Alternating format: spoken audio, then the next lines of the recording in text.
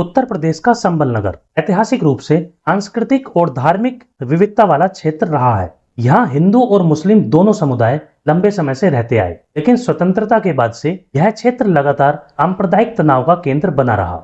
वर्ष 1947 के बाद से ही संबल में कई बार बड़े दंगे हुए। न्यायिक जांच रिपोर्टों के अनुसार 1948, 1953, 58, 62, 76, 78, 80, 90, 92, 95, 2001, 2019 और 2024 जैसे वर्षों में गंभीर हिंसा दर्ज की गई।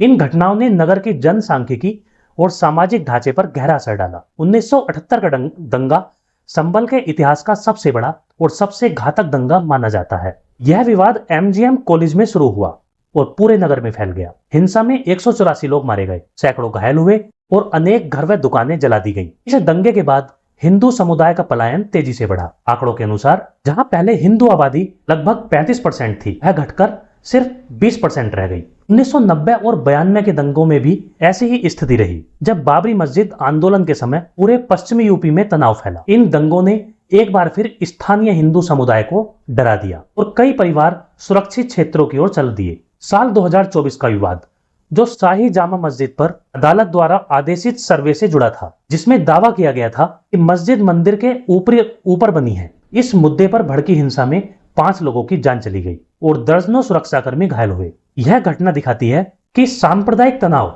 आज भी जीवित है। बार बार होने वाली हिंसा ने हिंदुओं को असुरक्षित महसूस कराया। खासकर 1978 के बाद पलायन का सिलसिला तेज हो गया। कई परिवार स्थायी रूप से अन्य जिलों या महानगरों में बस गए। न्यायिक रिपोर्टों में कहा गया है कि कई घटनाएं सुनियोजित थीं। भारी तत्वों और कट्टरपंथी समूहों ने हिंसा को भड़काया।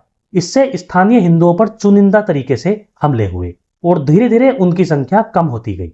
रिपोर्टों में तो लव जिहाद और जबरन या प्रलोभन देकर धर्मांतरण जैसी गतिविधियों का भी उल्लेख है। इससे हिंदू समुदाय की सामाजिक संरचना और अधिक कमजोर हुई। विपक्षी दलों पर आरोप है कि उन्होंने वोट बैंक की राजनीति के चलते हिंसा पर कठोर कार्रवाई नहीं की। इसके कारण अल्पसंख्यक समुदाय को बल मिला और हिंदुओं में असुरक्षा गहराती गई। स्वतंत्रता के समय संबल में हिंदू आबादी लगभग 45% थी। आज यह घटकर 15 से 20% के बीच रह गई है। वहीं मुस्लिम आबादी बढ़कर 80 से 85% हो गई। आज संबल को संवेदनशील क्षेत्र माना जाता है। यहाँ प्रशासन विशेष सतर्कता रखता है। योगी सरकार की पहल पर कई धार्मिक स्थलों की बहाली की जा रही है, जैसे शिव हनुमान मंदिर और कल्की धाम मंदिर आदि।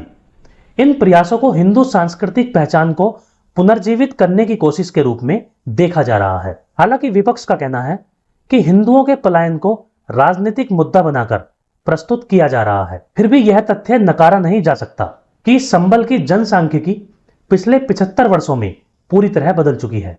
संबल का इतिहास बताता है कि लगातार दंगे, असुरक्षा, योजनाबद्ध षड्यंत्र और प्रशासनिक उपेक्षा ने हिंदू आबादी को धीरे धीरे हाशिए पर पहुंचा दिया। 1947 में जहां आधी आबादी हिंदू थी, आज वह 5वें हिस्से से भी कम रह गई है। यह केवल एक जिले की कहानी नहीं, बल्कि इस बात का उदाहरण है कि बार बार होने वाली सांप्रदायिक हिंसा कैसे किसी समाज की संरचना को बदल देती है।